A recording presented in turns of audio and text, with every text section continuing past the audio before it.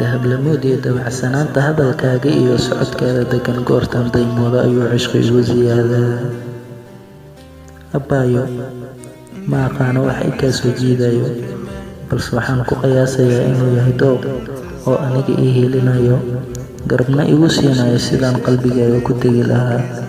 Ee adigana ila garaac cishqiga, eemankaada ii gogol qaali, mid xasuusnow sida ay nolol u jirto ayayna fursad u jirtaa.